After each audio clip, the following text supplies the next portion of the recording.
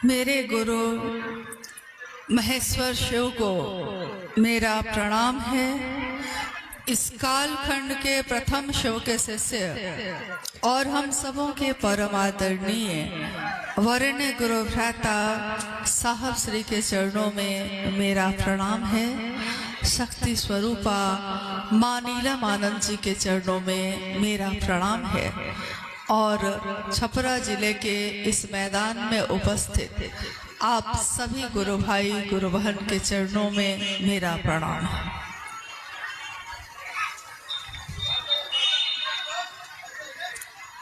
हम सबों का सौभाग्य है, परम सौभाग्य, कि अपने गुरु शिव के लिए, अपने महादेव की बात के लिए हम सब यहाँ एक जगह इकट्ठे हुए हैं। और इस शिव गुरु महोत्सव का आयोजन भी इसी निमित्त हुआ है कि हमने और आपने सबने शिव को अपना गुरु बनाया है और बरसों से इस रास्ते पे चल रहे हैं। कितने वर्ष बीत गए, जीवन का कितना हिस्सा बीत गया, लेकिन आज भी उस रास्ते पे लगातार चल रहे हैं जिसकी मंजिल है भगवान शिव स्वयं। महेश्वर शिव की पूजा, महादेव की पूजा प्राचीन समय से इस भारतवर्ष में ही नहीं, संपूर्ण ब्रह्मांड में होती आई है। और कुछ रूप उनके ऐसे रहे जिसको बहुत ज्यादा प्रसिद्धि मिली, लेकिन ये रूप सारे दानदाता के थे। दान यानी जिनसे हम मांग सकते हैं। दुनिया में रहने वाले लोग हैं तो दुनिया की चीज ही मांगेंगे, जगत में रहने वाले लोग जगत की चीज ही मांगते हैं। तो महादेव के जिस भी रूप से हम जुड़े, अगर ईश्वरों के ईश्वर महेश्वर से जुड़े तो भी अपने लिए ही मांगा। काल से परे की सत्ता महाकाल से जुड़े तब भी अपने लिए ही मांगा। और उमा के पति के रूप में पूजित हुए तब भी अपना ही सौभाग्य, अपने ही सौभाग्यवती होने का वरदान मांगा। चिता का भस्म लपेटे निहंगी शमशानी कपाली और कपालिकों के भी ईश्वर कपालेश्वर से जब मिले तब भी मोक्ष और मुक्ति ही मांगी। लेकिन न जाने क्यों लोगों ने ज्ञान नहीं मांगा। तो उनका ज्ञान दाता स्वरूप जिससे लोग, जन सामान्य के लोग अनजाने कारण है नहीं जुड़ पाए।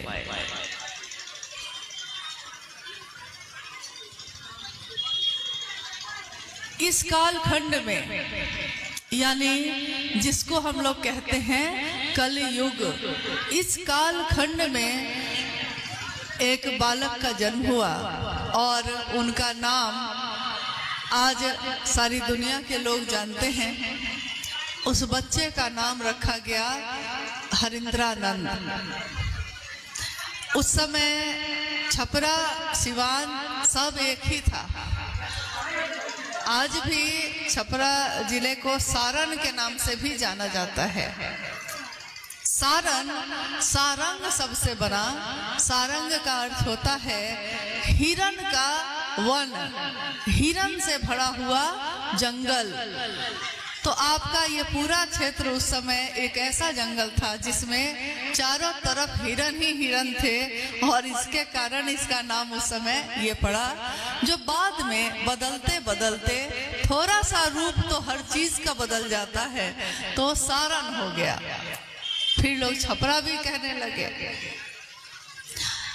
जब साहब श्री हरिंद्रानंद जी का जन्म हुआ उस समय ये कहा जा सकता है कि ये सारे जिले एक ही थे और सीवान जिले में जो आपसे बहुत नजदीक है, अमलोरी नामक ग्राम में 31 अक्टूबर सन 1948 को एक बालक का जन्म हुआ, जिनका नाम उनके पिताजी ने हरिंद्रानंद रखा।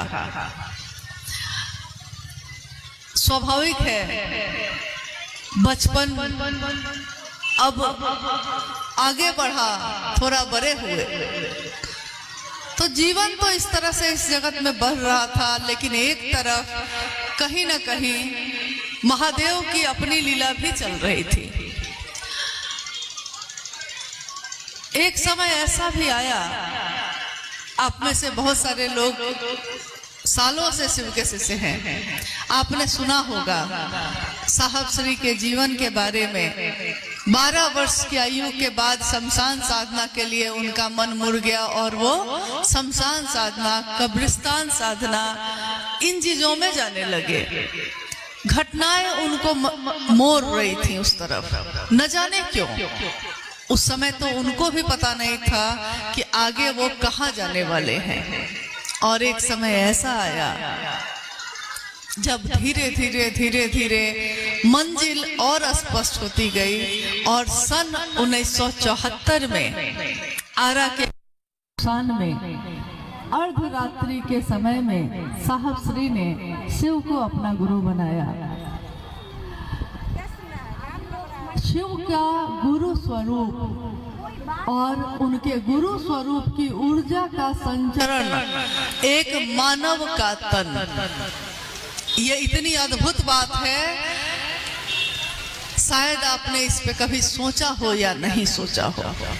इसलिए थोड़ा ये जो सत्ता, ये जो एक साधारण व्यक्ति जो जगत में दिख रहे हैं और दिखते रहे आपके हमारे बीच, जो चलते रहे, बोलते रहे, सुनाते रहे, शिव की महिमा का गान करते रहे, इनके बारे में समझना है तो एक झलक हमको, जितना भर हम जानते हैं महादेव के बारे में, उस महादेव के बारे में कल्पना करिए कि हम जिनका नाम ले रहे हैं शिव, महादेव, उस महादेव की ऊर्जा क्या है, क्या है उसकी ताकत। क्या दुनिया का कोई आदमी महादेव का इन आंखों से दर्शन कर सका? दुनिया का कोई तपस्वी शिव की समग्र स्वरूप की ऊर्जा को अपने अंदर उतार सका? तो ऐसा नहीं हुआ, आज तक तो नहीं हो सका। जिन साहब की हम बात कर रहे हैं और जिन्होंने शिव को गुरु बनाने की बात कही, उस शिव के बारे में हमारे ऋषियों ने, मुनियों ने और हमारे पूर्वजों ने शास्त्रों में, उपनिषद में, पुराण में, रामायण में, महाभारत में और घर घर में ये कहा कि महादेव की इच्छा से ये सृष्टि सृष्ट है, महादेव की मात्र इच्छा से ये दुनिया बनी, महादेव की मात्र इच्छा से कितनी दुनिया बनती है, रहती है और टूट जाती है। शिव की एक इच्छा का प्रतिफल है ये पूरी दुनिया।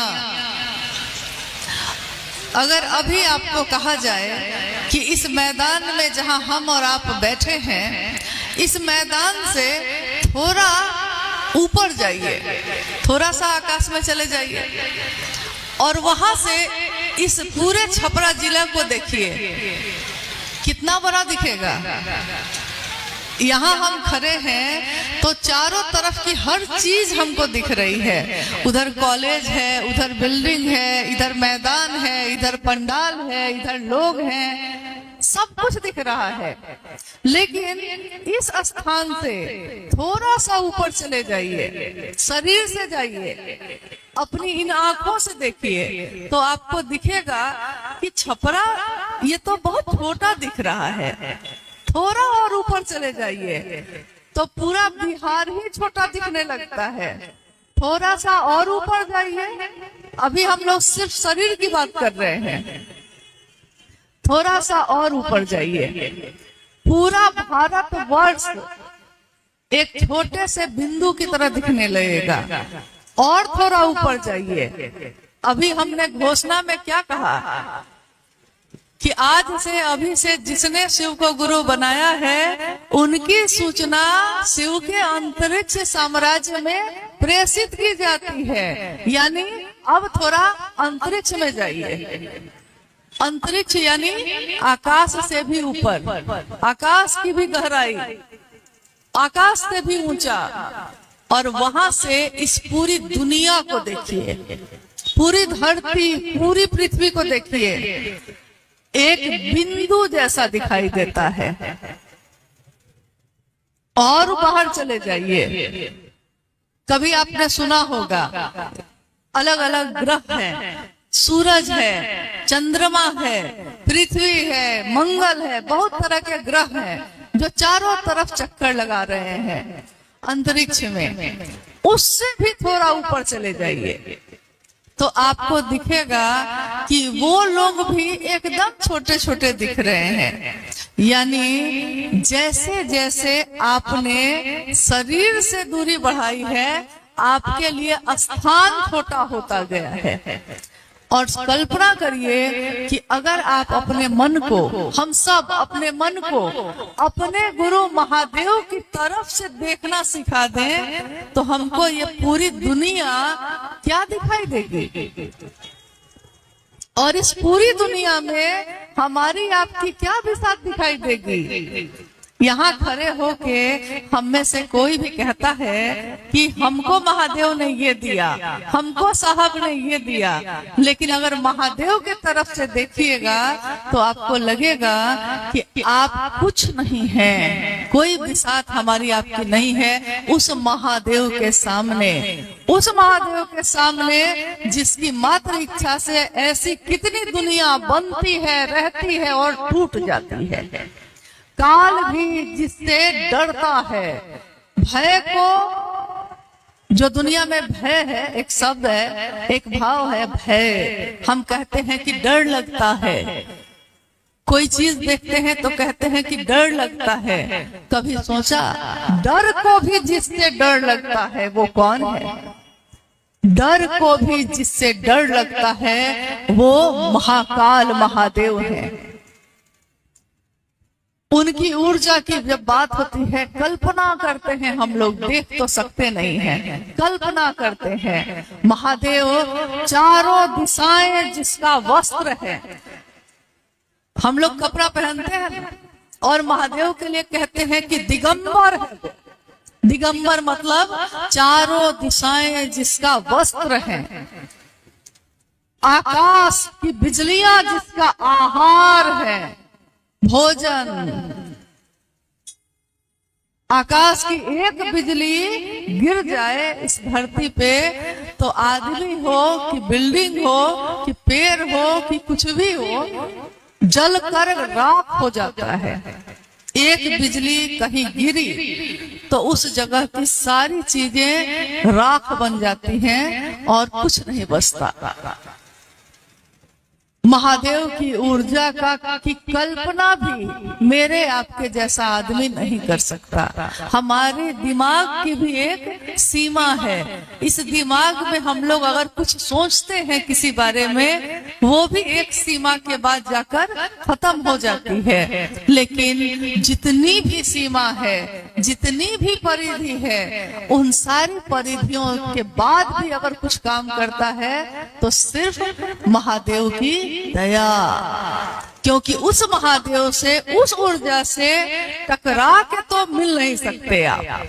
साधना, उपासना, मंत्रों का जप कितना भी कर लेंगे, हमारे आपके जैसे इंसान उस महादेव को पा नहीं सकेंगे। हाँ, थोड़ा नजदीक होने की कोशिश कर सकते हैं, लेकिन वो ऊर्जा ऐसी है कि जिसके बारे में कहा जाता है डिम्बम डिम्बम, यानी डम डम, जिसका डमरू बजता है, काल का यमराज भैंस सबको, उसके भी सिंह को दबाते हुए जो रक्त का सौ पीने को आतुर हैं, वैसे महादेव की ऊर्जा हर रूप में प्रकट हो रही है। जगत गुरु शिव के रूप में भी है, गुरुओं के गुरु शिव, सदगुरुओं के गुरु शिव। यानी अगर इस धरती पे कोई गुरु है, कोई सदगुरु है, कोई कितना भी बड़ा गुरु है, लेकिन उन सब का गुरु कौन है, उन सब का बॉस कौन है? तो महादेव है।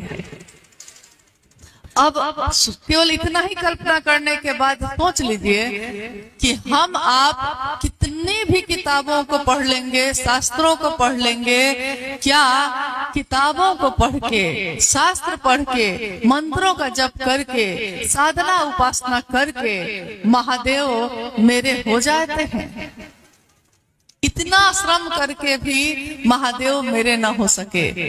प्राचीन समय से लेके इतने युग बीत गए, सतयुग, द्वापर युग, त्रेता युग, युग पे युग बीत गए, लेकिन महादेव के उस रूप से इतना नजदीक कोई नहीं कर सका। तो मात्र ये एक कल्पना है। तब तो ये सोचकर, ये सुनकर ही हमको भय लगता है कि महादेव की बात हम और आप कर रहे हैं। हम लोग कितने हल्के ढंग से ये बात करते हैं। हम लोग इस तरह महादेव की बात करते हैं कि जैसे महादेव का कोई मतलब ही नहीं आपके लिए। लेकिन वो महादेव क्या है, एक झलक में ही तो हम स्तब्ध हो जाते हैं, चुप हो जाते हैं, मुंह खो जाते हैं। और वो महादेव गुरु के रूप में हमारे आपके गुरु हुए। अब आज भी जितने लोग हम लोग यहाँ बैठे हैं और सारे लोग अपने अपने जगह पे खूब महादेव की बात करते होंगे, आपकी बात सुनकर कोई महादेव के तरफ चलने लगता होगा। ये ऊर्जा जो हम तक और आप तक पहुंची है, ये किसके माध्यम से पहुंची? उस शिव की ऊर्जा किस मानव तन का सहारा लेकर उतरी थी? न तो मेरे, न तो आप में से किसी के भी। लेकिन ये आप सबको मालूम है, पता है कि वो मानव का तन, वो इंसान का शरीर किसका है, जिसकी सांसों पे नमः चढ़ा और सिवाय उतर गया। आपको पता है कि जिसके मन ने शिव की उस आवाज को, आकाशवाणी को सुना कि तुम जो करते हो दूसरों को करने के लिए कहना, आपको ये पता है कि जिसके एक वाक्य ने, एक बोली ने कि बुढ़ऊ इज्जत रखिया, मात्र इतनी बात ने, महादेव की दया ने उनकी इज्जत क्या रखी कि उस समय दुनिया के लोगों ने देखा कि अगर सिर्फ भाव हो खिलाने का, तो महादेव जो पत्थरों में दिख रहे हैं वो जीवंत होकर कैसे ग्रहण करते हैं, ये दुनिया के लोगों ने देखा है। तो शिव की ऊर्जा जिस मानव तन में उतरी, उनकी ऊर्जा का आकलन भी हमको आपको कर लेना चाहिए। ये साहब श्री हरिंद्रानंद जी, जिनका नाम है हम सबके वर्ण गुरु भ्राता, हमारे बड़े गुरु भाई साहब श्री, जिनका नाम है, उनकी ऊर्जा का, उनकी भी कल्पना थोड़ी सी हम लोग को कर लेना चाहिए। क्या है उनकी ऊर्जा? दिखने में तो बड़े साधारण रहे, दिखने में तो धोती और गंजी और शर्ट पहन के रहे। आप भी पान खाते हैं, वो भी पान खाते रहे। आप भी रोज उठते हैं, रोज सोते हैं, वो भी ऐसा ही दिखते रहे। आप भी बोलते हैं, हम भी बोलते हैं। हमारी आपकी बात पे कितने लोग अपने पूरे जीवन चल सकते हैं। थोड़ा सा हम लोग आज सब कोई जो बैठे हैं, थोड़ा अपने तरफ देखते हैं कि हमारी क्या बिसात है।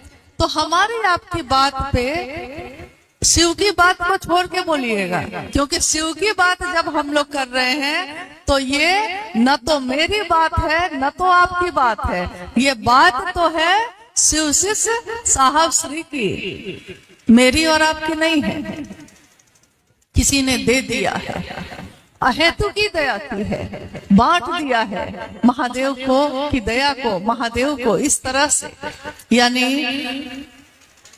शिव की ऊर्जा जब उतरी उनके मन में और उनके मन ने सोचा, कोई कहता है नहीं नहीं साहब ने अपने पिताजी से सुना था। क्या आपने अपने पिताजी से नहीं सुना था? क्या हमने अपने पूर्वजों से नहीं सुना था कि महादेव ही गुरु हैं? हमारे घर में शादी ब्याह में अगर कोई कहता कि गुरु नहीं है मेरा कोई, तो पंडित जी कहते हैं शिव को गुरु बना के शादी की रस्म आगे बढ़ाइए। प्राचीन समय से ये होता आया है, हर घर में ये बात दोहराई गई है। शंकर का जो रूप है वो गुरु का भी रूप है, ये शास्त्रों में पढ़ा गया है। यानी आपके पूर्वजों ने भी कहा है ये, लेकिन समझा नहीं था। साहब के पिताजी भी कहते रहे अपनी पत्नी को, यानी साहब की माँ को, मलकिनी ईश्वर शिव के कहल जाला।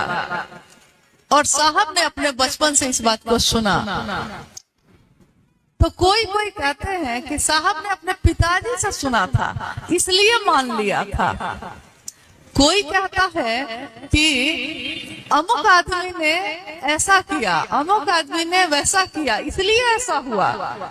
लेकिन हम में से कोई अगर ये कहे कि आज जिसकी बोली से, सिर्फ बोली, सिर्फ सोच है, ये सिर्फ ये एक विचार है, लेकिन जिसके विचार मात्र से आज करोड़ों लोगों के जीवन में शिव गुरु हो गए, हुए ही नहीं, मात्र इन 3 सूत्रों के निर्वहन से, मात्र इन 3 सूत्रों को करने से हमारे आपके जीवन में परिणाम आया। परिणाम ये आया कि जो पत्थर की तरह अपना जीवन जी रहे थे वो शिव की बात करने लगे। जिनको कोई कर्म कांड, कोई साधना नहीं आती थी, वो अपनी सांसों पे नमः शिवाय चढ़ाने और उतारने लगे। और जिन्होंने कुछ भी करने की पात्रता नहीं समझी थी, वो मात्र शिव के पास झुकते हैं और दया मांगते हैं, दया हो जाती है। हमारे आपके जीवन में महादेव की दया ना हो तो हमारे जीवन की कोई भी बाधा दूर नहीं हो पाती है। ये हमने देखा है। शिव की ऊर्जा, शिव के शिष्य की ऊर्जा, तो कल्पना कीजिए कि उन साहब के जीवन की घटना को जब उठाइएगा और पढ़िएगा या किसी से सुनिएगा तो आपको पता चलेगा कि जो उन्होंने सोचा सो हो गया, जो उन्होंने कहा सो हो गया, जो उन्होंने चाहा सो हो गया।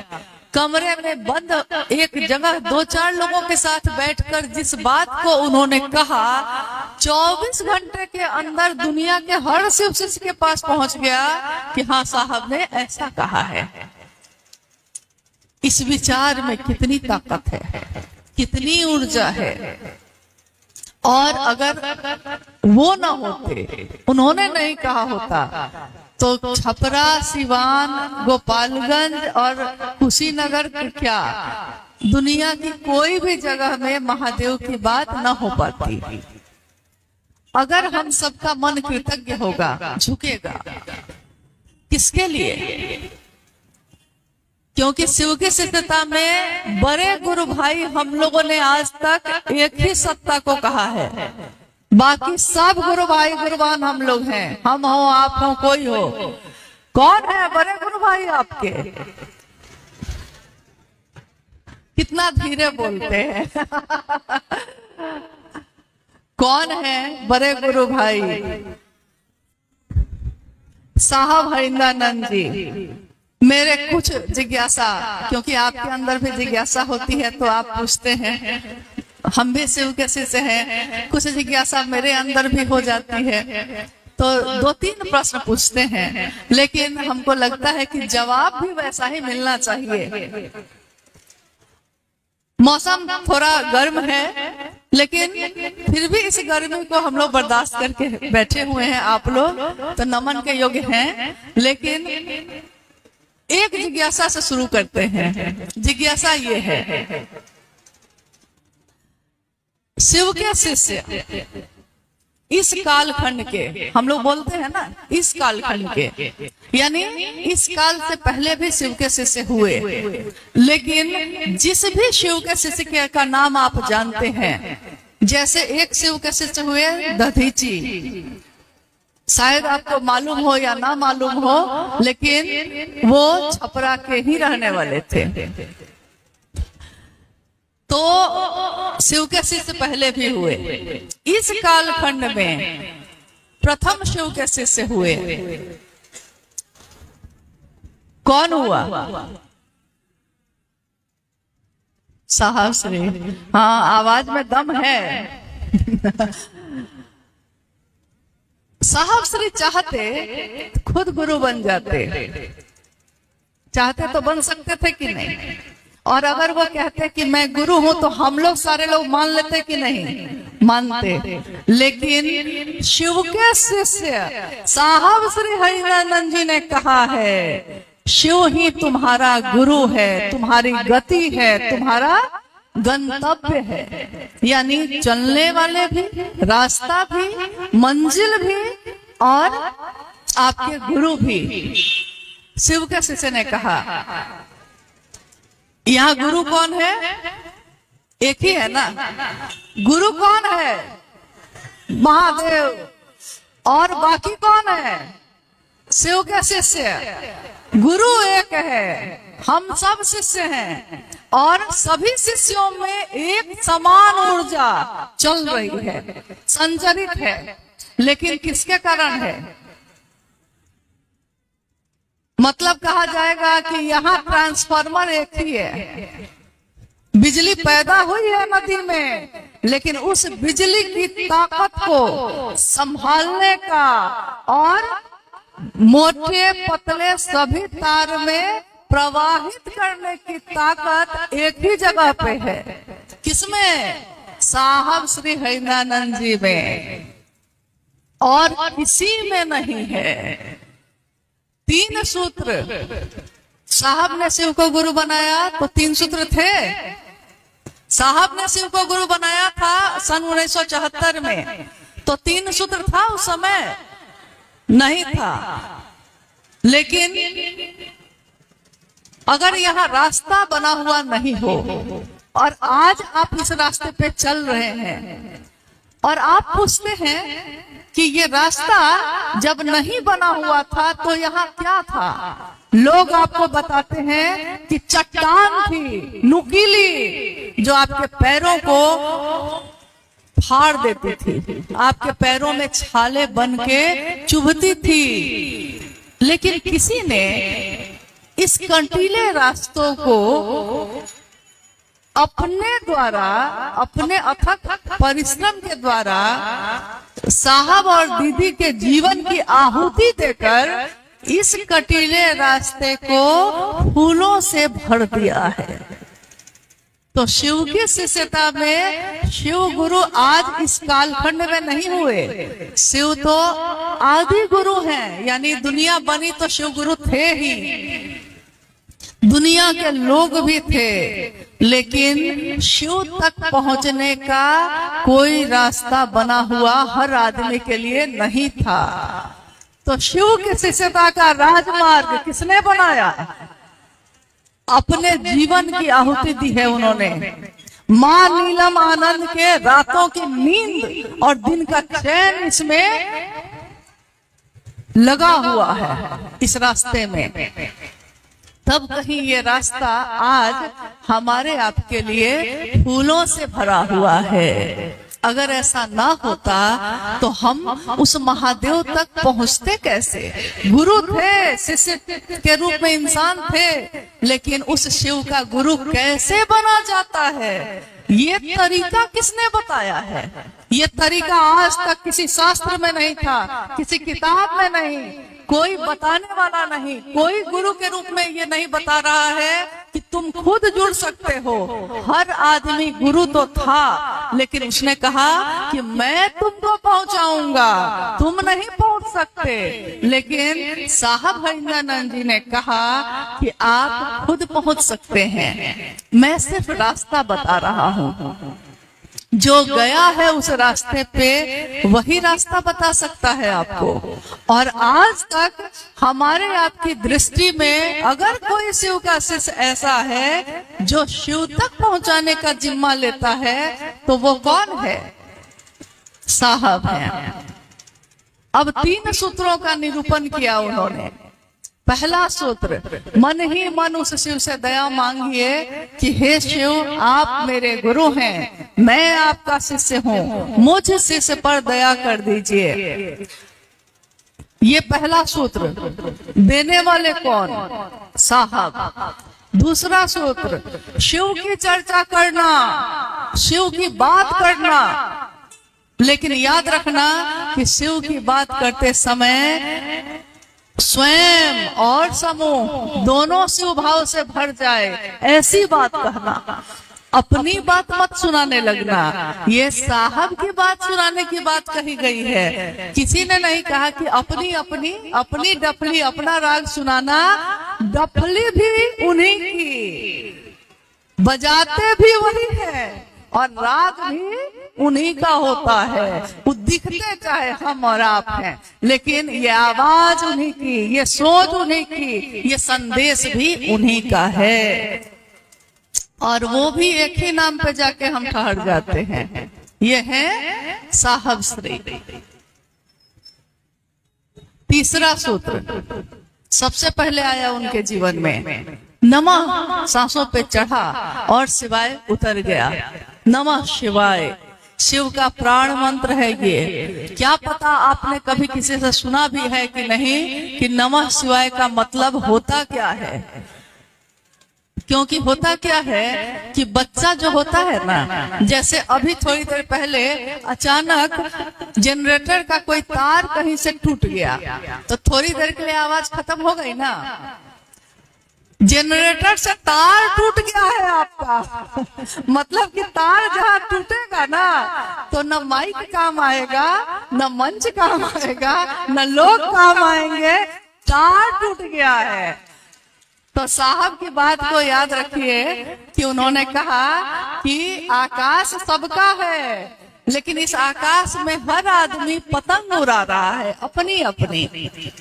याद रखिएगा, अगर वो पतंग लटाई से, यानी लटाई मतलब जो लपेटने वाला होता है, जिसमें धागा से वो पतंग बंधा होता है, पतंग से लटाई अगर टूट गई तो पतंग थोड़ी देर के लिए तो आकाश में और उड़ेगा, आपको लगेगा कि इतना और ऊंचा जा रहा है, लेकिन थोड़ा धैर्य रखिए।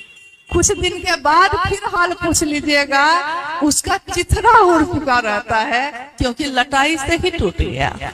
शिव की शिष्यता में साहब और दीदी के अलावा हमारे लिए वरेण्य गुरु भ्राता और दीदी, उनके सिवा और कोई नहीं है। बाकी हम लोग गुरु भाई गुरुवान हैं, मिलते रहेंगे। अरे हमको न चाहो तो कोई बात नहीं, उनको न चाहो तो कोई बात नहीं, लेकिन अगर इनको न चाहोगे तो मुश्किल होगी। इसलिए मेरा यही निवेदन है कि साहब और दीदी के अनुसार महादेव का काम करने की कोशिश करें हम लोग, साहब और दीदी के अनुसार। और एक बात जरूर याद रखिएगा, जितना भर आपने अपने वरेण्य गुरु भ्राता को जाना है या देखा या सुना है, ये विश्वास रखिएगा कि उन्होंने शिव का दान देने में, शिव शिष्यता का भाव संचरित करने में कभी बेईमानी नहीं की। जो उनसे शिव को लेने आया उन्होंने शिव को दिया, जो शिव लेकर आया वो भी, जो नहीं लेकर आया वो भी लौटा, लेकिन वो शिव लेकर ही। साहब ने इसमें किसी के लिए कोई बेईमानी नहीं की, कोई भेदभाव नहीं किया कि कोई मेरे पास बैठा है तो उसको ज्यादा दे दिया है और जो उनसे मिलने नहीं आया तो उसको कम दे दिया है। ऐसा साहब श्री ने नहीं किया। इसलिए अगर कोई ऐसा है जो आपको कहता है कि साहब ने मुझको ही सौंप दिया है सब कुछ, तो मैं भी शिव के शिष्या हूँ और ये गुरु का मंच है, ये महादेव का मंच है। महादेव भेद नहीं करते तो उनका शिष्य भी भेद नहीं करता। वो सबके लिए है, तो साहब और दीदी भी सबके लिए उतने ही हैं। हर आदमी की मदद करते हैं जो महादेव का काम करता है, चाहे वो कोई हो। इसके लिए आपको किसी के पीछे चलने की जरूरत नहीं, मेरे उनके किसी के पीछे चलने की जरूरत नहीं है। महादेव की तरफ चलना है और उनके अनुसार तीनों सूत्र का निर्वहन करते हुए चलते चले जाना है। ये कुछ ऐसा ही है। कैसे चलना है? क्योंकि दुनिया है ना, जगत है। हर कुछ दिन पे गांव में भी कोई दिखता है, शहर में भी कोई दिखता है, घर में भी कोई आ जाता है, कोई कुछ कहता है, कोई कुछ कहता है। जिसने भी शिव को अपना गुरु बनाया है उसका शिव से हरिनानंद जी से एक ही रिश्ता है, गुरु भाई का, गुरु बहन का। और हर रिश्ते की एक मर्यादा होती है, हर रिश्ते की एक सीमा रेखा होती है। एक पिता की पुत्री भी जब बड़ी हो जाती है तो अपने पिता के गोद में नहीं बैठती, एक सीमा है। पति और पत्नी हैं, लेकिन जब समाज में खड़े होते हैं तो एक सीमा में होते हैं, सीमा है। धरती जहां हम बैठे हैं वो भी अगर अपनी सीमा से हिल जाए तो तूफान होते हैं, भूकंप होता है, विध्वंस होता है। ये आकाश अगर गर्जन करने लगे तो तूफान की बारिश हो जाती है। हवाएं जो मध्यम चलती हैं, जिस दिन वो अपनी परिधि से, अपनी सीमा से बाहर होती हैं, तो उन हवाओं से विशाल विशाल वृक्ष उखड़ कर फेंक दिए जाते हैं। अग्नि जिससे हम जला के भोजन बनाते हैं और खा लेते हैं, वो अग्नि भी अगर अपनी सीमा छोड़ दे तो विशाल जंगल जल के राख हो जाते हैं। ये जल जो अगर परिधि में हो, सीमा में हो, तो उसको हम लोग पीते हैं, अपने प्यास बुझाते हैं। लेकिन वो जल अगर नदी में बढ़ जाए, अपनी सीमा भूल जाए, तो उस बाढ़ में शहर का शहर बह जाता है। जब शिव के हर तत्व में इतनी ताकत है, अगर हम और आप हर कुछ कदम पे अपनी सीमा भूल जाएंगे तो सोचिए शिव के तत्व भी अगर अपनी सीमा भूल गए तो क्या होगा हमारा। इसलिए महादेव को गुरु बनाया है तो महादेव की परिधि में रहना चाहिए हम लोगों को। और महादेव की परिधि में रहने वाले लोग एक ही काम करते हैं, वो सिर्फ अपने गुरु की महिमा का गान करते हैं, अपना नहीं, दूसरों का नहीं। वो अपने घर की कहानी गुरु के मंच पे नहीं कहते, क्योंकि गुरु का मंच सिर्फ गुरु की बात के लिए होता है, लोगों को भ्रमित करने के लिए नहीं होता। और अगर तब भी हम में से कोई ऐसा करता है तो वो हमारे आपके द्वारा तो शायद कुछ हो पाएगा कि नहीं हो पाएगा, लेकिन अगर हम में से किसी के द्वारा मन, वचन या कर्म से कोई महादेव की तरफ चलने से रुक गया, कोई अगर मेरी किसी बोली से, मेरे किसी कृत्य से, मेरे आचरण से अगर कोई दुखी हो गया है, या मेरी इस भावना से कि मुझसे लोग जुड़ जाए, वो महादेव के पास से मुड़ गया है, तो ये एक ऐसा आध्यात्मिक अपराध है जिसकी क्षमा शिव के पास भी नहीं है। क्योंकि क्षमा जिसे कर सके न शिव भी, गुरु भी, हो गई कोई ऐसी भूल, और उस भूल के बाद उस व्यक्ति को क्या होगा ये कोई नहीं जानता। इतना ही निवेदन है कि शिव की शिष्यता का राजमार्ग जिन्होंने बनाया है, हम सब उस पे चल सकते हैं, समान रूप से चल सकते हैं। महागुरु महादेव को गुरु बनाने का आवाहन है, ये आवाहन है साहब श्री हरिनानंद जी की, ये पुकार है, ये छाया है उनके आंचल की, जिनको हम दीदी नीलम आनंद कहते हैं। और इसके सिवा नमन तो हम सबको करेंगे, सम्मान तो हम सबको करेंगे, चाहे वो दोस्त हो या दुश्मन हो, लेकिन रहेंगे किसी के साथ और नहीं, क्योंकि एक बात समझने के लिए थोड़ा हम इसे सीखते हैं, समझते हैं कुछ न कुछ।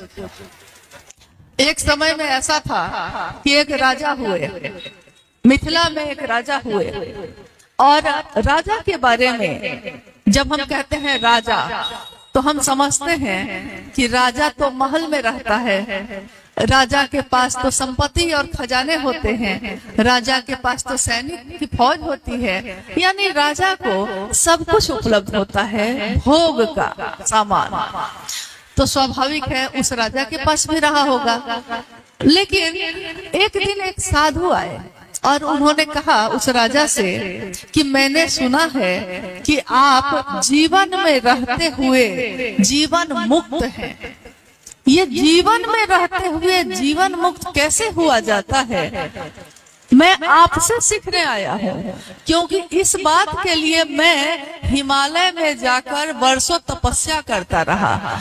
जिस गुरु ने जो मंत्र का जप कहा, लाखों मंत्रों का जप करता रहा, लेकिन तब भी मेरा मन अभी भी जीवन में रहते हुए जीवन मुक्त, यानी है सब कुछ है मेरे पास और मेरा मन उस पे नहीं जाए, ऐसा नहीं हो सका। लेकिन मैंने सुना है कि आप हैं ऐसे, तो मैं आपसे सीखने आया हूँ, आपसे जानने आया हूँ कि जीवन में रहते हुए जीवन मुक्त कैसे हुआ जाता है। राजा ने कहा साधु बाबा से कि बाबा अभी थोड़ा सा मैं काम में व्यस्त हूँ, लेकिन तब तक एक चीज आपको कहता हूँ। ये मेरा महल है और इसमें बहुत सारी चीजें हैं, सुंदर सुंदर, देखने योग्य है। अंधेरा हो गया है थोड़ा, लेकिन जब तक मैं ये काम निपटाता हूँ आपके हाथ में एक दिया दे देता हूँ। एक दिया लाया गया, उस दिए को उन्होंने जला दिया और कहा कि यही दिया लेकर पूरे महल को दिखाइए, पूरे महल का वैभव दिखाइए, तब तक मैं ये काम निपटा लेता हूँ। साधु उस दिए को लेकर महल के तरफ मुड़ गए। राजा ने कहा बाबा ध्यान रखिएगा, ध्यान इतना ही रखिएगा कि इस दिए की लौ न बुझ जाए, क्योंकि अंधेरा है, और अगर दिए की लौ बुझ गई तो अंधेरे में भटक जाइएगा। इसलिए इसका ध्यान रखिएगा कि दिया नहीं बुझने पाए। राजा काम करने लगा, साधु महल के तरफ बढ़ गए और थोड़ी देर के बाद पूरे महल से होकर फिर से राजा के पास लौट के आ गए। राजा ने पूछा महल कैसा लगा? साधु ने कहा कि किस तरफ के महल की बात की आपने? तो राजा ने कहा कि महल में बहुत सुंदर सुंदर चीजें लगी थी, आपने देखा? साधु ने कहा कि अरे भाई मैं महल क्या देखता, उसकी चीजों को क्या देखता, मैं तो इसी कोशिश में रह गया कि दिया ना बुझ जाए, शिव चर्चा की आंधी में हमारी शिव शिष्टा ना चली जाए, मैं तो इसी को देखता हुआ चलता चला जाता हूँ। तो चाहे लाखों के भी हो कि एक आदमी खड़ा हो, मेरा दिया ना बुझ जाए, हम तो इसी चक्कर में लगे हैं। लेकिन आप समझते हैं, आप अपने दृष्टि से देखते हैं, तो हो सकता है कि सामने वाला कुछ और दिखाई दे। हर आदमी अपने अपने नजर से देखता है। कोई कहता है क्या पता शिव चर्चा कोई कर रहा है तो उसकी क्या भावना है, कोई कहता है सम्मान के लिए कर रहा होगा, कोई कहता है पैसा के लिए कर रहा होगा, कोई कहता है कि क्षेत्र बनाने के लिए कर रहा होगा। लेकिन वो किस लिए कर रहा है एक बार उससे जाके पूछ तो लीजिए, कम से कम उसी से पूछिए जिससे शिकायत हो जाती है, उससे पूछ लीजिए कि भाई साहब आप किस लिए कर रहे हैं ये काम। एक पहाड़ पे दूर पे एक आदमी खड़ा दिखाई दिया, 3 आदमी नीचे खड़ा था, तीनों में से एक ने कहा कि लगता है भेड़ बकरी चराने आया होगा, खो गया है, खोज रहा है उसी को। दूसरे ने कहा कि शायद इसके संगी साथी पीछे छूट गए होंगे, इसलिए रुक के प्रतीक्षा कर रहा होगा। तीसरे ने कहा हो सकता है घूमने आया होगा। फिर तीनों ने विचार किया कहा कि चलो ना थोड़ा सा और चढ़ के ऊपर चलते हैं, उसी से पूछते हैं। और जब चढ़ के ऊपर गया तो पूछा, तो उसने कहा कि भाई साहब, ना तो मेरा मित्र छूटा है पीछे, ना मैं घूमने आया हूँ, और ना मेरे पास भेड़ बकरी है। मैं तो यहाँ से गुजर रहा था तो सोचा कि कितना शांत है ये जगह, तो थोड़ी देर आंख बंद करके थोड़ा ईश्वर का ध्यान करने लगा हूँ, इसीलिए खुद की खोज में यहाँ खड़ा हूँ। अब देखिए, उसकी वास्तविकता यही थी, लेकिन आपने पूछा ही नहीं। इसलिए आपकी नजर में हम क्या हैं, मेरी नजर में आप क्या हैं, इसका कोई अर्थ नहीं है। अगर जानना है तो उस आदमी से पूछ लीजिए, और नहीं तो उसकी भी जरूरत नहीं है। आप भी महादेव की तरफ चल रहे हैं, हम भी महादेव की तरफ चल रहे हैं, मंजिल हम सबकी एक ही है। इसलिए रास्ता में तो भेंट मुलाकात होती रहेगी, लेकिन भेंट मुलाकात करते करते महादेव न भूल जाए, इसकी कोशिश करनी चाहिए। उस दिशा में चलिए, साहब दीदी का साथ लेकर चलिए। आओ चले शिव की ओर। ये जो विषय है, ये ना तो ये विषय है, ना तो ये शब्द है, ये साहब श्री की दिल की आवाज है। और दिल की आवाज दूर तक जाती है। साउंड और माइक की आवाज कुछ दूर तक जाकर खत्म हो जाती है, लेकिन दिल की आवाज की कोई सीमा नहीं होती। ये तो हरेंद्र के दिल की आवाज है, ये दूर तक जाएगी। हम रहे ना रहे, आप रहिए ना रहिए, लेकिन महादेव का काम तो होगा ही, और आवाज तो गूंजती ही रहेगी, हवाओं में खुशबू उन्हीं की रहेगी। हाँ, जो जाना चाहे, जो लेना चाहे ले ले। आइए हम लोग कुछ जिज्ञासाओं पे बात कर लेते हैं। आपसे अनुरोध है कि जो गुरु भाई गुरु बहन जहाँ है, इस अव्यवस्था में ही व्यवस्था है। महादेव के लोगों के लिए कितनी भी व्यवस्था करिएगा कम ही पड़ता है। इसलिए थोड़ी देर का ये कार्यक्रम है। आपसे अनुरोध है कि जहाँ है थोड़ा शांत भाव से बैठ जाए, जहाँ जगह है वहीं बैठ जाए। हाँ, जिज्ञासा पे आते हैं। जिज्ञासा है, महेश्वर शिव तो सदगुरुओं के गुरु हैं, अतएव उनका शिष्य होकर लौकिक पारलौकिक मनोरथ स्वतः पूर्ण होते हैं, कैसे? कृपया समझाया जाए। महेश्वर शिव गुरुओं के गुरु हैं, सदगुरुओं के भी गुरु हैं। उनका शिष्य बनकर, यानी जगत गुरु है, उनका शिष्य बनकर लौकिक पारलौकिक मनोरथ स्वतः सिद्ध होते हैं। कैसे? ये शिष्यानुभूति की पंक्ति है। शिष्यानुभूति यानी शिव के शिष्य साहब श्री हरिंद्रानंद जी की अनुभूति। सन 1990 में इसकी रचना साहब ने की और इसको छपवाया गया। उसी पुस्तक की एक पंक्ति है ये, शिव गुरुओं के गुरु हैं। गुरु मतलब कौन? ये किसको कहा जा रहा है? गुरु मतलब जो शरीरधारी हैं। शरीरधारी बहुत तरह के लोग हैं जो गुरु के रूप में काम करते हैं।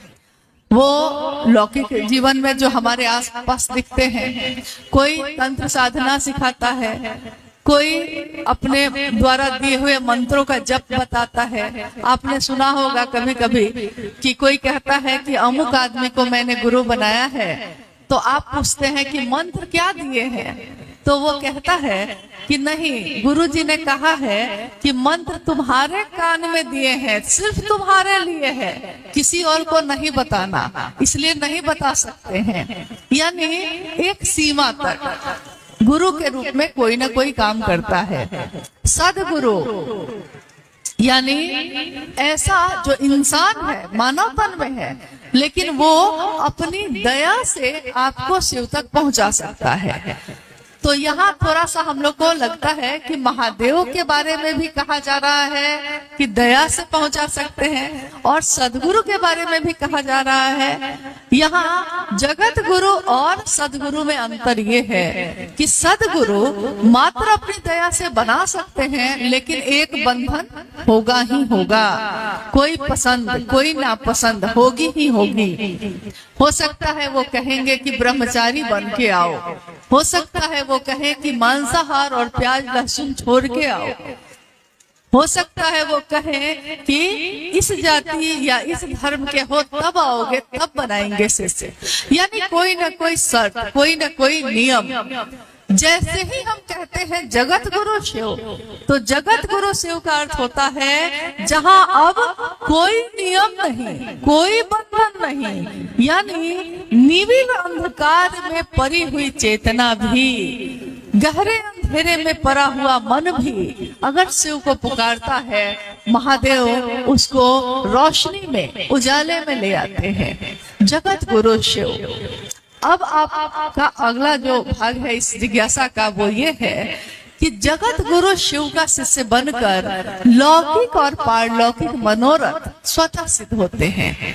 लौकिक मनोरथ मतलब हमारा जो घर और बार है, घर गृहस्थी है, तो लौकिक जीवन में हम लोग के मनोरथ यानी मनोकामना, मनोती काका होई, बोलिए क्या क्या हो सकता है।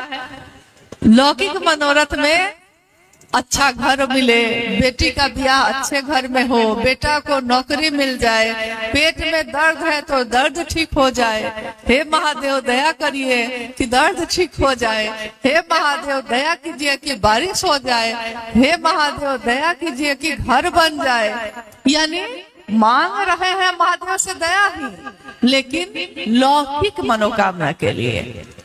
और कोई कहता है हे महादेव आप मेरे गुरु हो जाइए, हम आपके शिष्य हो जाए, बस इतनी दया कर दीजिए। ये मांग रहा है वो पारलौकिक मनोरथ उसके हैं। तो लौकिक भी पूरी करते हैं, पारलौकिक भी पूरी करते हैं। एक बार आपने सुना होगा, साहब ने पूछा कि आप सब बताइए मुझको कि क्या शिव को गुरु बनाने के बाद आपका जीवन सुंदर नहीं हुआ है? आप पहले से अच्छा पहनने लगे कि नहीं? आप पहले से अच्छा खाने लगे कि नहीं? आपका मन पहले से ज्यादा अच्छा सुंदर सोचने लगा कि नहीं? आपकी बोली पहले से ज्यादा अच्छी हो गई कि नहीं? साहब ने पूछा, सबने कहा कि हाँ। कभी सोचते थे क्या खाएंगे, आज महादेव की दया से सब कुछ है। हो सकता है उसने ये मांगा नहीं होगा, उसने मांगा होगा कि महादेव के शिष्य बन जाएं हम, लेकिन पारलौकिक मनोरथ पूरी करने में लौकिक कामनाएं भी महादेव पूरी कर देते हैं ताकि शिष्य उनकी तरफ आसानी से चल सके।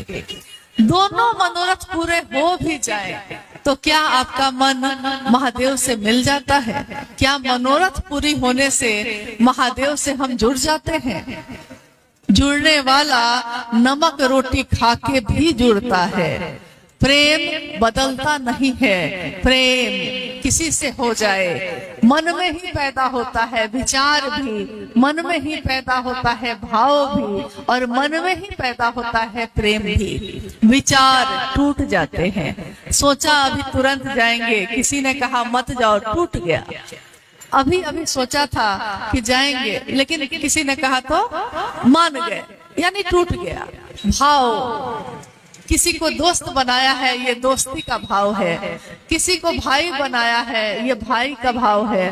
कोई मेरा पिता है तो पुत्र का भाव है, पत्नी है तो पति का भाव है, पति है तो पत्नी का भाव है। भाव से रिश्ते बनते हैं, विचार से रिश्ता नहीं बनता, भाव से बनता है।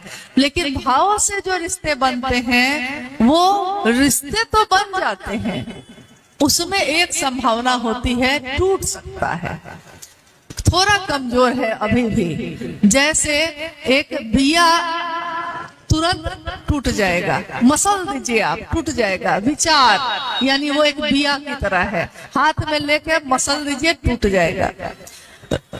भाव एक पौधे की तरह है, उसी बिया से पैदा हुआ है, लेकिन पौधा हो गया तो अब अगर आप खेत में लगा दीजिएगा तो उसमें अनाज हो जाएगा, लेकिन अभी है कमजोर, तो खेत में लगाने के बाद भी कुछ दिन तक उसकी देखभाल की जरूरत पड़ती है, फिर मजबूत हो जाता है तब जरूरत नहीं है।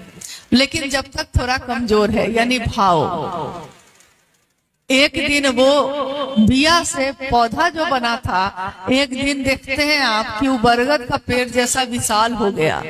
अब उस विशाल बरगद के पेड़ में हाथी भी बांध दिया जाए तो वो पेड़ हिलता नहीं है, यानी प्रेम। अब प्रेम जिससे हो जाए, हो गया तो हो गया। अब सारी दुनिया एक तरफ और प्रेम एक तरफ है। वो चाहे मंसूर का खुदा से हो जाए, चाहे लैला का मजनू से हो जाए, चाहे हीर का रांझा से हो जाए, या कोई शिष्य है तो उसका गुरु से हो जाए, प्रेम चाहे जिससे हो जाए। प्रेम ही एक ऐसी चीज है जो बदलता नहीं है। महादेव को गुरु मानने के बाद साहब के जीवन में कितनी घटना हुई, कितने चीजों से उनको गुजरना पड़ा। हर जगह तो अच्छे ही लोग नहीं मिले, हर जगह तो सम्मान ही नहीं मिला, बहुत जगह अपमान भी मिला, बहुत जगह उपेक्षा भी मिली। किसी ने उनके साथ रह के भी महादेव की बात की और कुछ दिन के बाद अपना रास्ता अलग कर लिया, ऐसी चीजें भी मिली। लेकिन महादेव का शिष्य महादेव जैसा आचरण रखता है। महादेव ने विश्व कल्याण के लिए हलाहल का पान किया। हलाहल यानी जो मंथन हुआ ना, समुद्र मंथन जो हुआ, कहानी है ये। उस मंथन में हलाहल विष निकला। जब हलाहल निकलता है तो और कोई उपाय नहीं बचता, यानी एकमात्र विकल्प है एक ही, महादेव। तो सारे देवता और सारे राक्षस भी मिलकर महादेव के पास पहुंचे और उन्होंने कहा कि सारे लोगों की रक्षा के लिए ये विष तो आप ही को पीना पड़ेगा और कोई नहीं है। कहा गया, कहा कि मान सहित विष पी के शंभु भय क्या जगदीश। महादेव मान के साथ उस विष को भी पी गए। तो लोगों को तो बड़ा अच्छा लगा, क्योंकि उनको अपना जीवन बचाना था। कहानी है ये, कथा है। लेकिन शिव को जिसने चाहा, माँ उमा ने जो बगल में बैठी है, शिव को जो चाहता है उसको अच्छा नहीं लगता कि मेरे महादेव के साथ ऐसा क्यों किया। तो उन्होंने अपने हाथ को बढ़ाकर यहाँ कंठ पे रख दिया और सारा विष इस जगह आके इकट्ठा हुआ, कंठ नीला हो गया। तो एक नाम पड़ा नीलकंठ। सारे लोग वहां इकट्ठा थे। कहानी है ना, ये कथा है। हुआ कि नहीं हुआ ये कोई नहीं जानता है, लेकिन अगर कुछ हुआ होगा तभी कहानी भी बनी है। सारे लोग तो थे। शिव को जिसने चाहा उसने शिव को बचाना चाहा। मतलब शिव को बचाएगा कौन, वो तो सबको बचाने वाले हैं। लेकिन जो प्रेम करेगा वो शिव के लिए सोचेगा। तो माँ उमा ने सोचा, जमा तो वहां सब थे, देवता भी और असुर भी, किसी और ने नहीं सोचा। महादेव ने अगर ये सोचा होता कि सबने मुझको मिलके विष दिया है, इसलिए अगर महादेव की तरफ से विष ही लौटता तो वो विष कैसा होता। अगर महादेव भी उत्तर में विष ही देते तो क्या होता। लेकिन महादेव ने ऐसा नहीं किया। महादेव ने अमृत का दान किया। तो आज जगत में सारी चीजें जीवंत हैं। वो देवता हो, इंसान हो, कहते हैं नाग लोग, नर लोग, देव लोग, सबके सब आज हैं। क्योंकि महादेव न होते तो रक्षा होती कैसे। शिव के शिष्य साहब हरिंद्रानंद जी न होते तो ये दुनिया की जो इतनी चीजें हैं वैसे विषैली, जहर फैला हुआ है जिस तरह माहौल में, मौसम ही जहर का है। तो मौसम जब जहर का होगा तो फल भी तो जहर का ही होगा, फूल भी उसमें जहर के ही होंगे। अगर उन्होंने उस सारे जहर को खींच न लिया होता और शिव की ऊर्जा का संचरण न किया होता तो आज हमारे दिल में शिव नहीं धड़कते, वो शिव हमारे जीवन में नहीं होते, गुरु बन के हम उनके इतना नजदीक ना होते, ये तो हो जाता। इसलिए लौकिक और पारलौकिक दोनों मनोरथ शिव पूरा करते हैं, लेकिन साहब ने कहा कि निस्वार्थ भाव से शिव के लिए ये तीनों काम करना गुरु दक्षिणा कहलाता है। गुरु के प्रति कृतज्ञ होना, एहसान मानना, ये कहलाता है। तो हम सभी शिव शिष्यों को कम से कम महादेव के लिए ऐसा ही करने की कोशिश करनी चाहिए। जिज्ञासा है दूसरी जिज्ञासा, शिव भाव के शिखर की तलहटी में ही संपूर्ण संकीर्णताएं तिरोहित हो जाती हैं, कैसे कृपया समझाया जाए। ये पंक्ति भी शिष्यानुभूति की ही है। पहले क्या था कि हमारे आपके बीच पुराने गुरु भाई गुरुवान भी बैठे हुए हैं। आपको याद होगा जब साहब और दीदी ने बिहार में जगह जगह जाकर शिव चर्चा शुरू की, तो उस समय जब साप्ताहिक चर्चा स्थल सब खुले थे, उन साप्ताहिक चर्चा स्थलों में भी और साहब और दीदी जिस कार्यक्रम में जाते थे, उस कार्यक्रम में भी मंच पे जिज्ञासा जो आती थी वो शिष्यानुभूति से ही आती थी, और साप्ताहिक चर्चा स्थल पे भी हम लोग शिष्यानुभूति पे ही बात करते थे। तो क्या आज भी वैसा होता है? साहब की बातों पे चर्चा हो रही है कि किसने कहा क्या गुल खिलाया है, इस पे बात हो रही है। तो महादेव की चर्चा के लिए इकट्ठा होते हैं हम लोग, तो उसमें बात भी महादेव की ही होनी चाहिए। तो ये शिष्यानुभूति की पंक्ति है जो अभी भाई सोमेंद्र जी ने पढ़ा है कि शिव भाव के शिखर की तलहटी में ही समस्त संकीर्णताएं तिरोहित हो जाती हैं। शिव के भाव को, शिव भाव यानी गुरु का भाव, और इधर से शिष्य का भाव।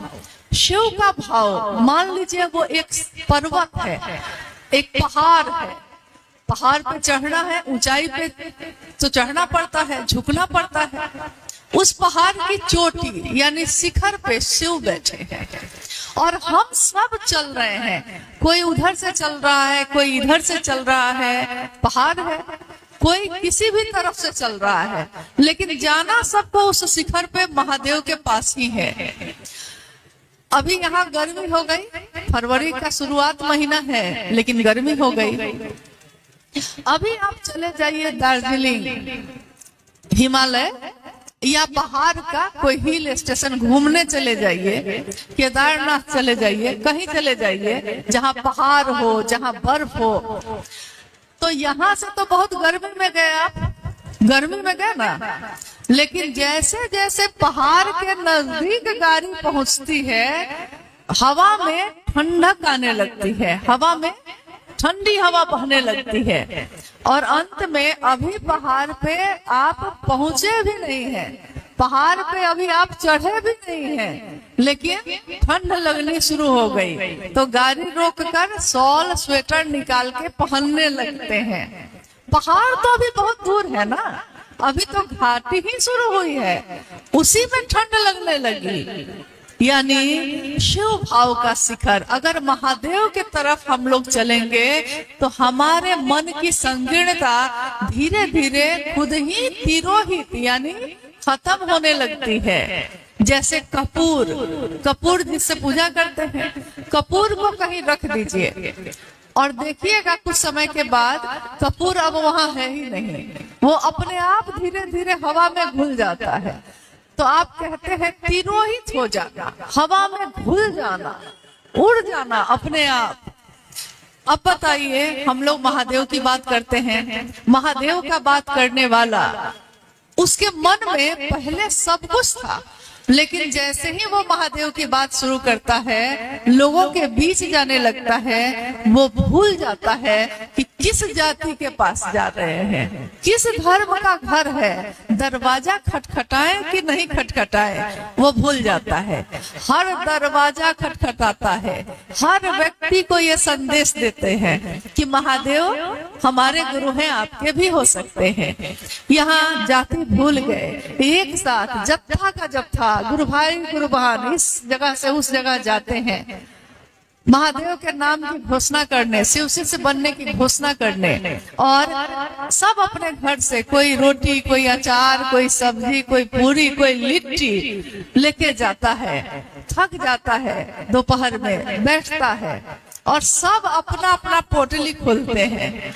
और कोई कहता है दीदी लाइए आप में से अचार ले लेते हैं, कोई कहता है लाइए पराठा ले लेते हैं, कोई कुछ आपस में लेने लगता है। किसी को याद भी होता है उस समय कि वो अमीर है कि गरीब है, वो किस जाति का है, किस धर्म का है, वो पुरुष है कि स्त्री है, गुरु भाई है कि गुरु बहन है। इवन कोई विचार आता है मन में? किसी के मन में कोई विचार नहीं आता। हो सकता है उसमें से कोई आदमी अपने घर में जमीन पर नहीं बैठता होगा, अपने घर में सोफा और कुर्सी पे ही बैठता होगा, लेकिन महादेव के काम में सबके साथ आराम से आनंद में जमीन पे बैठ के जो है खाया, पानी पिया, फिर चल दिया। देखिए चले तो थे हैं महादेव के तरफ, लेकिन आपके जीवन में जो संकीर्णता है वो हम भूल गए, तिरोहित हो गई अपने आप। इसके लिए कोई प्रयास नहीं किए हम लोग। आपने कभी नहीं सुना होगा कि साहब ने अपनी चर्चा में, शिव चर्चा में कभी इस पे बोला होगा कि आप क्या खाइए क्या नहीं खाइए, आप क्या करिए क्या नहीं करिए, आप किस तरह जाति से अलग हो जाइए, धर्म से अलग हो जाइए, कुछ नहीं कहा उन्होंने बस इतना कहा कि तुम भी शिव का शिष्य बनो और दूसरों को भी प्रेरित करो। इस काम को करते करते कब ये सब छूट जाता है पता ही नहीं चलता है। यानी ऊंचाई पे जाने वाला अपना जंजाल धीरे धीरे कम करता है। आपको कह दिया जाए पहाड़ पे चढ़िए और बक्सा पेटी सब हाथ में दे दिया जाए, आप कितनी दूर तक उसको लेके जा सकिएगा? लेके जाइएगा? न घर लेके जाइएगा, न बक्सा पेटी लेके जाइएगा। जितना चढ़ाई उतना कम सामान। यहाँ तक कि कुछ देर के बाद बोतल में पानी लिए थे कि रास्ते में पिएंगे, लगता है कि वो भी पहाड़ बन जाता है, वो भी भारी हो जाता है। कपड़ा लत्ता पेटी बक्सा सब छोड़ने लगते हैं, 2 जोड़ी कपड़ा बैग में रख के टांग लेते हैं और कहते हैं यही धो के पहन लेंगे, फिर यही धो लेंगे। यानी कम से कम सामान। आपको किसी ने कहा था कि सामान कम करने लगना? कोई नहीं कहता है, आपको खुद वो बोझा लगने लगता है, आप खुद उसको छोड़ने लगते हैं। यानी ऊंचाई, पारलौकिक, सोपान, महादेव की तरफ चलना, तो हमारा मन अपने आप जगत की उन चीजों को छोड़ने लगता है। जो चीज भारी लगने लगती है माथा पे, महादेव से दया मांग के उसको छोड़ देते हैं। लोग की बात भारी लगी वही छोड़ देते हैं। नहीं, जो चीज ज्यादा लगी छोड़ते चले जाते हैं, क्योंकि जाना महादेव के पास है तो इतना बोझा लेके कहाँ जाएंगे। छोड़ते जाओ भाई, रहना नहीं है, देश वीराना है। रहना तो सबके साथ हम लोग को पड़ता है, लेकिन जीना भी पड़ता है। संसार में रहिए सबके साथ, लेकिन संसार का बन के मत रह जाइएगा, ये साहब श्री ने बार बार कहा है। चलिए सबके साथ, दिखिए सबके साथ, लेकिन बन के रहिए एक ही जगह पे। अभी आज इतनी देर से महादेव की बात हो रही है और थोड़ी देर में हम भी अपने घर को जाएंगे, आप भी अपने घर को जाएंगे। लेकिन बताइए कि सबके साथ रहते हुए भी हम ही लोग, इतने लोग बैठे हैं, कोई किसी भैया के साथ आया होगा, कोई किसी दीदी के साथ आया होगा, लेकिन सबकी अपनी यात्रा है। साथ आए जरूर हैं, लेकिन यात्रा तो सबकी अपनी अपनी है, इसलिए अपनी यात्रा पे भी ध्यान रखा जाए। और कुछ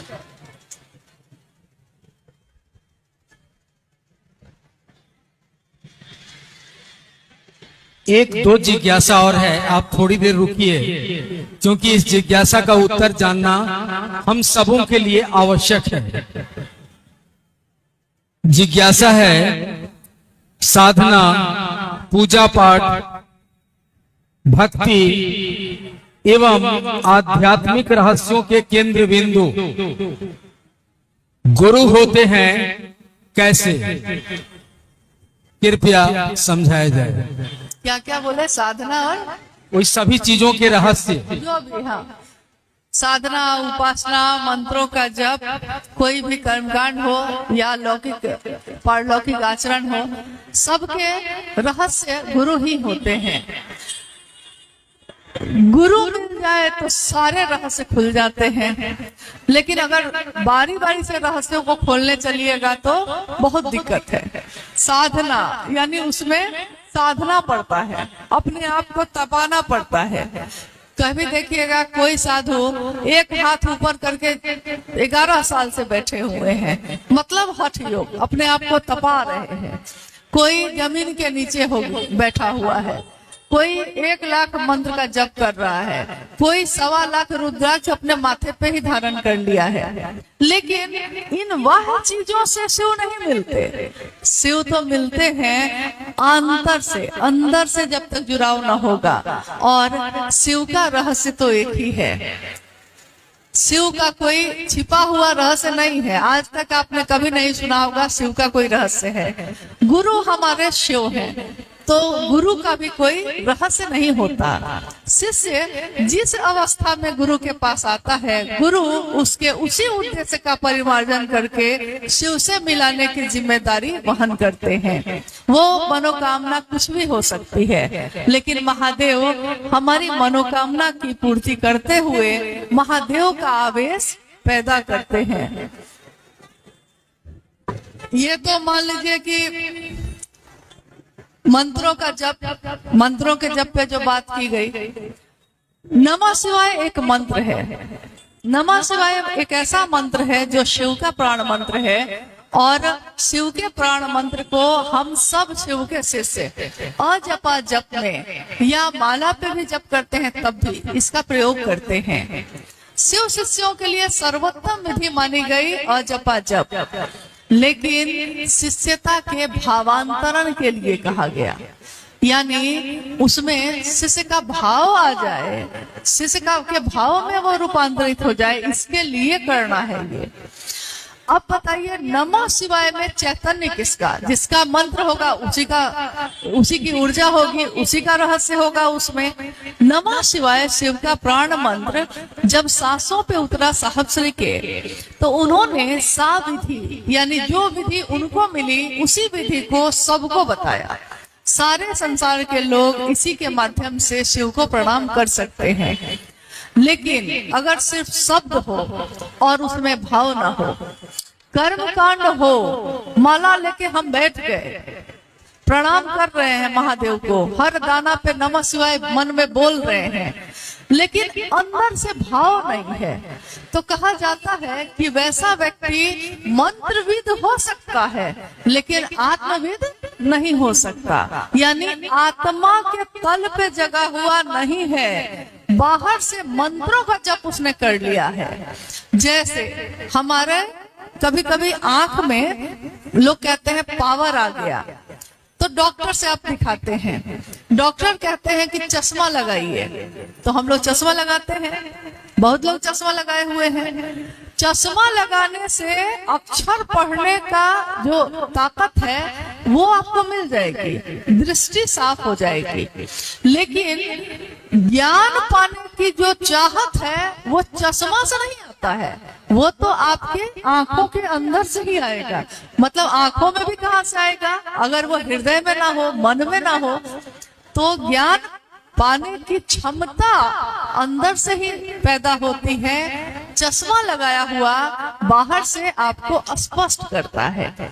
तो कोई शास्त्रों का अध्ययन, कोई साधना, कोई उपासना, कोई मंत्रों का जप हमारा बाहरी जो माहौल है उसको तो ठीक कर सकता है, लेकिन हमारे अंदर को नहीं कर सकता। शिव की शिष्यता न तो क्रांति है और न तो आंदोलन है, ये एक जागरण है, व्यक्ति का आत्मा के तल पे जाग जाना, जो है जैसा है अपने द्वारा खुद करना, जैसा हमको आता है, जितना भर हमको आता है, खुद उस महादेव के लिए करना, यानी शिष्यता का जागरण है। ये शिव को गुरु बनाना, शिव का शिष्य बनना, ये गुरु और शिष्य परंपरा में ये एकदम अद्भुत सी बात है कि गुरु शिव है और हमको कुछ भी आता नहीं।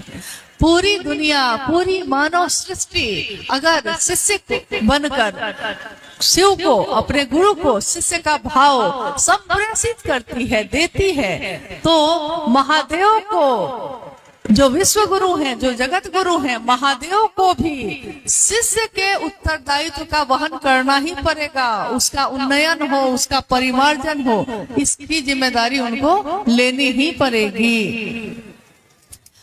चलिए, ये तो जिज्ञासा हो गई।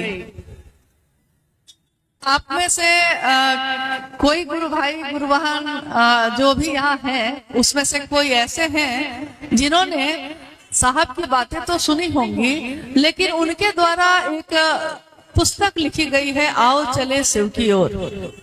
उनके जीवन पे, घटनाओं पे आधारित है, अनमिलाकर आओ चले शिव की ओर एक पुस्तक है, कोरोना काल में लिखी गई। आप में से किसी ने पढ़ी है उसको? उसमें से एक जिज्ञासा लेके आना है, इसलिए पूछ रहे हैं। आप में से कोई, आप पढ़े हैं? और कोई? धीरे धीरे हाथ उठा रहे हैं मुन्ना जी। हाँ, मतलब कि पढ़ा है। इसलिए पहले पूछ लिए कि अगर थोड़ा भी पढ़ा होगा तो जो बोलेंगे तो शायद आपको याद आ जाएगा। शिव आवेश रहित आवेश हैं। ये पंक्ति पढ़ी है आपने? नहीं पढ़े हैं अगर तो फिर से जाके ढूंढिएगा, ढूंढने में सब चीज पढ़िएगा फिर से। शिव आवेश रहित आवेश हैं। जैसे ये जो माइक है, इसमें करंट होगा कि नहीं? करंट होगा ना तार में, तभी ना माइक बज रहा है। अगर इस तार में, जो ये तार लगा हुआ है, इसके ऊपर रबर की परत चढ़ी हुई है, रबर की परत, अगर उस रबर की परत को हटा दिया जाए और कहा जाए कि अब तार को छूइए, और तब आप छूइएगा तो क्या होगा? बताइए क्या होगा? क्या होगा? करंट लगेगा? नहीं मारेगा? अरे रबर हटा देंगे तब तो मारे भी करेगा। कभी हट के, कभी सट के मारेगा, लेकिन उस पे रबर की परत चढ़ी हुई है। तो कितना भी वोल्टेज है, कितना भी करंट है, कितनी भी ऊर्जा है, आपको उससे करंट नहीं लगेगा। आपका बच्चा उसके ऊपर कूद सकता है, आप हाथ में लेके उसको इधर से उधर घूम सकते हैं, तब तक जब तक उस पे परत चढ़ी हुई है। और कहीं अगर गलती से कभी कहीं कट जाता है और उस पे हाथ रख दीजिए तो क्या होता है? करंट लग जाता है। आवेश यानी ऊर्जा, ताकत, ये जो है महादेव की इतनी ऊर्जा है, इतनी ऊर्जा है कि कहा गया कि अक्षय ऊर्जा के स्रोत है वो। मतलब देवी देवता में भी कोई ऐसा नहीं है जो उनसे ऊर्जा के मामले में सटेगा, लेकिन महादेव ने शिष्यों तक पहुंचने के लिए उस ऊर्जा के ऊपर एक परत चढ़ा दी है, ताकि आप महादेव को भजिए, महादेव की चर्चा धुरझार करिए, खूब करिए, महादेव का मंत्र को सांस पे चढ़ा रहे हैं, उतार रहे हैं, माला पे लेके बोले जा रहे हैं। आप महादेव के प्राण मंत्र को अपने प्राणों में चढ़ाते हैं। आप महादेव के नाम को, शिव एक नाम नहीं है, ये ऊर्जा का स्रोत है, पूरी कायनात उसी की ऊर्जा है। और उस ऊर्जा को आप मुंह से अपने बोलते ही रहते हैं। महादेव की करुणा जिसका एक भाग है दया, दया मांगते ही रहते हैं। जब देखिए शिष्य हैं हम लोग, महादेव की चर्चा का आयोजन करते हैं। सोच लीजिए, कल्पना कीजिए, महादेव की चर्चा का आयोजन करते हैं और है हम लोग क्या, मामूली भी नहीं है, मतलब कुछ है ही नहीं, कोई भी साथ ही नहीं है, ऐसे शिष्य हैं। लेकिन महादेव की बात तो ऐसे करते हैं कि जैसे कि अपने भाई की बात नहीं की, कभी अपने माँ बाप की बात वैसे नहीं की, कभी अपनी प्रेमिका की बात वैसे नहीं की, जैसा महादेव में डूब डूब के महादेव की बात करते हैं। ऊर्जा का अक्षय स्रोत, आवेश ही आवेश है, जहाँ वो अपने शिष्यों के लिए आवेश रहित हो जाते हैं, ताकि उनका शिष्य जो बच्चा है उस पे कूद भी सकता है, हाथों में भी ले सकता है, और जैसे उसको आता है वैसे उसे अपने में भी ताकत ले सकता है। ये आवेश रहित आवेश इस दुनिया में जिनके कारण है, कोई इस आवेश रहित आवेश से खेलने की कोशिश ना करे। इसके लिए इतनी बात बोले, कोई इससे खेलने की कोशिश ना करे, क्योंकि हम लोगों का तो कुछ ना होगा, आवेश रहित आवेश से न संपर्क है तो कुछ होगा नहीं। लेकिन अगर साहब ने थोड़ा सा कट कर दिया उसमें, तब क्या होगा, इसलिए की कल्पना कर लीजिए। चलिए, आज का ये शिव गुरु महोत्सव जो हम सभी गुरु भाई गुरु बहनों ने आयोजित किया, हम सब यहाँ इकट्ठा हुए हैं, लौटे अपने घर में, अपने दुनिया में, जो भी हमारी छोटी छोटी दुनिया है, उसमें महादेव को लोगों के दिल में धड़काए, लोगों का जीवन भी शिवमय हो, मेरा जीवन भी शिवमय हो। और जो साहब और दीदी ने कहा है, मात्र उसी दिए पे नजर रखें, गुजरे कहीं से भी, चले किसी के साथ, लेकिन ये शिव शिष्यता का दिया आपका मेरा बुझ न जाए, इसकी कोशिश जरूर करिएगा, इसकी रक्षा जरूर करिएगा। इसी के साथ हम लोग भी विदा होते हैं। आप सभी गुरु भाई गुरु बहन के चरणों में मेरा प्रणाम है, आप सबको मेरा प्रणाम।